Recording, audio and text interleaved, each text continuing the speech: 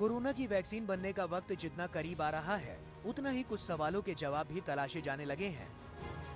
सबसे पहले तो लोग जानना चाहते हैं कि आखिर कोरोना वैक्सीन की कीमत क्या होगी।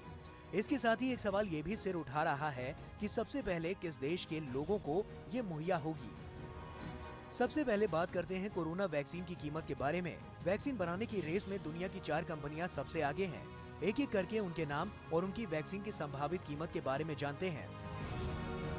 Oxford university AstraZeneca. Oxford university की AZD1222 वैक्सीन का ब्रिटेन, ब्राजील और दक्षिण अफ्रीका में फेज 2 और फेज 3 ट्रायल चल रहा है। कंपनी ने सीरम इंस्टीट्यूट ऑफ इंडिया के साथ 1 अरब डोज बनाने का करार किया है। सीरम इंस्टीट्यूट ऑफ इंडिया के मुताबिक भारत में इसकी कीमत $13 यानी 1000 रुपए से कम होगी। वहीं ब्रिटेन में कंपनी ने इसे कम कीमत पर बेचने की बात कही है। भारत में इसके फेज 3 क्लिनिकल ट्रायल अगस्त में शुरू होंगे और नवंबर तक इसके आने की उम्मीद है। Moderna corona virus vaccine. इस वैक्सीन के दिसंबर में आने की उम्मीद है।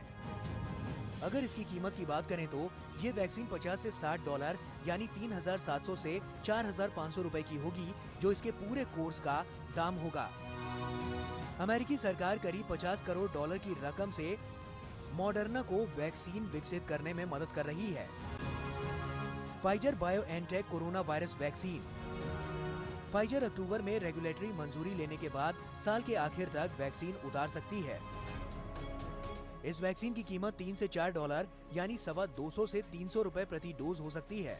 अमेरिका में इसकी कीमत प्रति डोज $19.5 होगी। अमेरिका ने फाइजर की 100 मिलियन डोज के लिए $200 करोड़ का करार किया है। गैवी वैक्सीन अलायंस। गैवी वैक्सीन अलायंस का भारत भी हिस्सा है और इसमें $1.5 करोड़ का योगदान भी करेगा। इसकी वैक्सीन की कीमत अमीर और गरीब देशों में अलग अलग होगी। अमीर देशों में कंपनी वैक्सीन को $40 में बेचने की योजना बना रही है। इस वैक्सीन के लिए 75 देशों ने हाथ मिलाया है और इसके 2021 में इन देशों में आने की उम्मीद है। इसके अलावा जॉनसन एंड जॉनसन ने भी वैक्सीन तैयार करना शुरू कर दिया है और इसे $10 में लाने का भरोसा दिया है। हालांकि ये वैक्सीन सबसे पहले उन्हीं देशों में मिलेगी जहां से सबसे पहले विकसित की जाएगी।